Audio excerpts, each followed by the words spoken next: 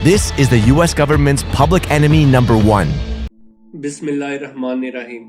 एक अकेले शख्स ने अमेरिका जैसी सुपर पावर को दिन में ही तारे दिखा दिए। इसने 2013 में अमेरिका के 10,000 टॉप सीक्रेट डॉक्यूमेंट्स को चुरा कर दुनिया के सामने खोल कर रख दिया और तब से लेकर आज तक यानी पिछले 11 सालों से ये अमेरिका का मोस्ट वांटेड क्रिमिनल है। लेकिन अमेरिकन गवर्नमेंट का इतना ज्यादा नुकसान करने के बावजूद भी आज भी इसे दुनिया में एक हीरो के तौर पर माना जाता है। लेकिन आखिर क्यों? दुनिया की टॉप सीक्रेट एजेंसी के इसने डॉक्यूमेंट्स कैसे चुराए और उन डॉक्यूमेंट्स को इसने लीक क्यों किया, और इस सब के बावजूद भी ये आज तक अमेरिका की गिरफ्त से कैसे बचा हुआ है, चलिए जानते हैं। दोस्तों, 6 जून 2013 का सुबह का सूरज अमेरिकन गवर्नमेंट के लिए एक बहुत बड़ी मुसीबत लेकर आया। होता यूं है कि द गार्डियन और द वाशिंगटन पोस्ट पर खबरों की एक सीरीज पोस्ट होती है जिसमें NSA यानी नेशनल सिक्योरिटी एजेंसी के टॉप सीक्रेट डॉक्यूमेंट्स का कच्चा चिट्ठा मौजूद था। इन डॉक्यूमेंट्स ने न सिर्फ अमेरिका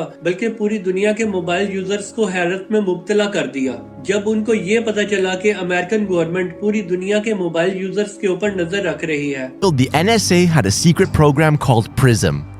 इन डॉक्यूमेंट्स के अंदर NSA के टॉप सीक्रेट प्रोग्राम यानी प्रिज्म को एक्सपोज किया गया था। एक ऐसा सीक्रेट प्रोग्राम जो USA गवर्नमेंट को गूगल, एप्पल और फेसबुक जैसी कंपनी के जरिए पीछे के रास्ते से किसी भी प्राइवेट यूजर के डाटा तक रिसाई देता है। इसके अलावा उनके पास एक सीक्रेट कोर्ट ऑर्डर भी है जिसके जरिए वो करोड़ों वेराइजन कस्टमर्स का भी डाटा एक्सेस कर सकते हैं। दरअसल वेराइजन अमेरिका में एक मोबाइल ऑपरेटर है, जैसे इंडिया और पाकिस्तान के अंदर एयरटेल और यूफोन की सर्विस। इसके अलावा लीक किए गए डॉक्यूमेंट्स के अंदर प्रेसिडेंट ओबामा का 18 सफ़ों का लिखा हुआ मेमो भी मौजूद था। For a thorough review of our surveillance operations, जिसमें ओबामा इंटेलिजेंस ऑफिशियल से बैरून मुल्क टारगेट की लिस्ट भी मांग रहे हैं जिन पर साइबर अटैक करना है। और ये तो सिर्फ लीक डॉक्यूमेंट की शुरुआत थी। इसके बाद नेशनल सिक्योरिटी एजेंसी ने हांगकांग और चाइना की मिलिट्री के कंप्यूटर को हैक किया, एंजेला मार्केल का फोन टैप किया जो उस वक्त जर्मनी की चांसलर थी। इसके बाद British government communication headquarter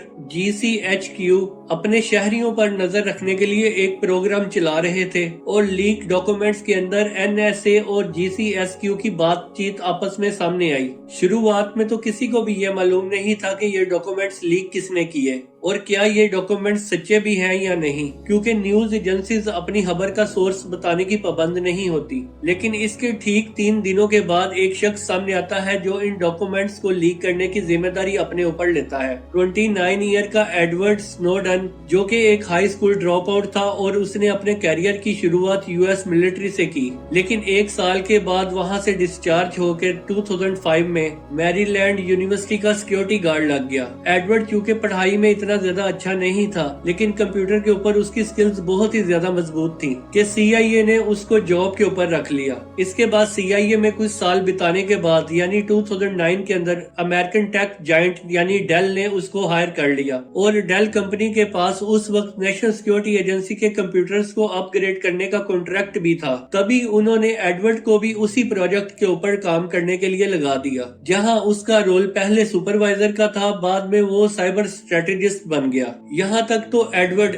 NSA और CIA के लिए एक बहुत ही काबिल इंसान था, लेकिन बाद में ऐसा क्या हुआ कि ये ही एजेंसी इसको गद्दार कहने लग गई। असल में एडवर्ड का साइबर स्ट्रेटेजिस्ट से एक गद्दार बनने के पीछे एक वाकया हुआ था। NSA के कंप्यूटर ऑपरेट और अपग्रेड करने के दौरान नेशनल सिक्योरिटी एजेंसी के पास किसी भी मोबाइल यूजर का पर्सनल डाटा एक्सेस करने की पावर मौजूद है। उसने कुछ रिकॉर्ड भी देखे जो पहले उसे लगा कि ये शायद इंटरनेशनल क्रिमिनल्स के रिकॉर्ड हैं, लेकिन हकीकत तो ये थी कि ये क्रिमिनल्स नहीं थे बल्कि ये अमेरिका के अमन पसंद शहरी थे। उसी दौरान अमेरिका की कांग्रेस में इंटेलिजेंस के मुद्दे के ऊपर एक बहस चल रही थी। रॉन वाइडन, जो कि एक अमेरिकन पॉलिटिशियन है, उन्होंने बड़ी कांग्रेस के अंदर नेशनल सिक्योरिटी एजेंसी के डायरेक्टर जेम्स क्लैपर के साथ एक सवाल किया कि आपकी एजेंसी अमेरिकन का डाटा इकट्ठा करती है या नहीं। कांग्रेस का ये सेशन नेशनल टेलीविजन पे भी ब्रॉडकास्ट हुआ और जेम्स क्लैपर ने पूरी दुनिया के सामने ये बोला कि नहीं, हमारा काम सिर्फ फॉरेन इंटेलिजेंस है।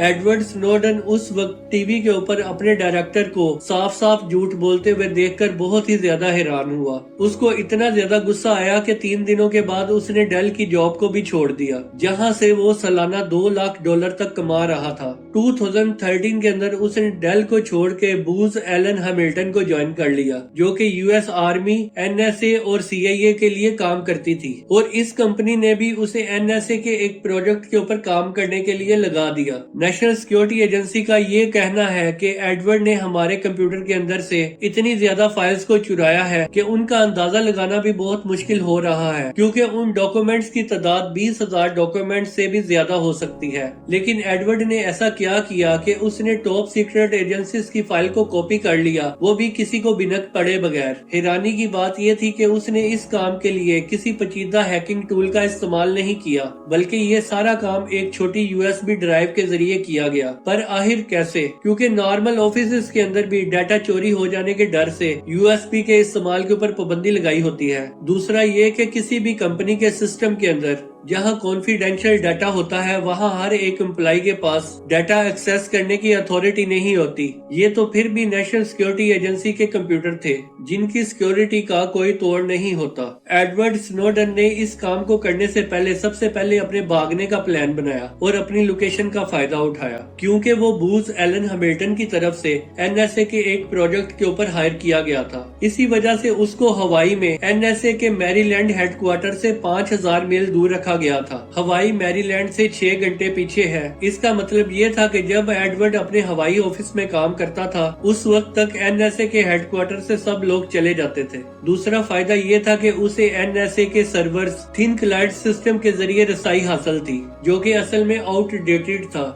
I've been a systems engineer, systems administrator, senior advisor for the Central Intelligence Agency, solutions consultant, and a telecommunications information. تیسرا فائدہ یہ تھا کہ ایڈورڈ خود وہاں ایک سسٹم ایڈمنسٹریٹر تھا، یعنی اس کی پروفائل کی ہائی سیکیورٹی کلیئرنس تھی، یعنی وہ بنا نظروں میں آئے کسی بھی سسٹم سے ڈیٹا کاپی کر سکتا تھا۔ بس اسی چیز کا فائدہ ایڈورڈ سنوڈن نے اٹھایا اور بنا نظروں میں آئے 20 لاکھ فائلز کو کاپی کر لیا۔ ہوائی آفس کے اندر صرف 4 ہفتے کام کرنے کے بعد ایڈورڈ نے NSA کے کرتوت پوری دنیا کے سامنے کھولنے کا فیصلہ کر لیا۔ اس نے تمام ڈاکومنٹس USB ڈرائیو میں کاپی کیے اور بڑی چلاکی سے وہ وہاں سے وہ ڈرائیو لے کر باہر چلا گیا اور بیماری کا بہانہ بنا کر اس نے چھٹی کر لی۔ اس نے اپنا نمبر بند کیا اور سیدھا ہوائی سے ہانگ کانگ چلا گیا۔ لیکن اگلے کئی دنوں تک جب وہ اپنے آفس واپس نہیں آیا اور اس کا نمبر بھی بند تھا تب NSA کو شک ہوا اور وہ اس کو ڈھونڈنے میں لگ گئے۔ ہانگ کانگ کے اندر پہنچنے کے بعد وہ کچھ بھروسے والے جرنلسٹ کو ملا اور ان کو وہ ڈاکومنٹس دیے، جبکہ اگلے دن وہ ڈاکومنٹس پوری دنیا میں ہیڈ لائن بن گئے۔ ایڈورڈ سنوڈن کے لیک کیے گئے ڈاکومنٹس نے NSA کے اوپر ایک نیا سوالیہ نشان کھڑا کر دیا۔ اس کے اوپر سرکاری پراپرٹی کی چوری، نیشنل سیکیورٹی ایجنسی کے کمپیوٹر کے اندر بغیر اجازت داخل ہونے اور ٹاپ سیکرٹ انفارمیشن کو ان اتھورائزڈ لوگوں تک پہنچانے کا الزام عائد کیا گیا، اور ساتھ ہی امریکن گورنمنٹ نے ہانگ کانگ کی گورنمنٹ کے ساتھ مطالبہ کیا کہ ایڈورڈ کو ہمارے حوالے کیا جائے، لیکن وہ بھی اپنا ہر قدم پہلے سے پلان کر کے بیٹھا ہوا تھا۔ تب تک وہ جہاز پکڑ کر رشیا چلا گیا جہاں شروع میں اسے اسائلم ملا اور ستمبر 2022 کو Что касается возможной выдачи куда бы то ни было, то мы можем выдавать каких-то граждан иностранных государств только в государства, с которыми у нас есть соответствующие международные соглашения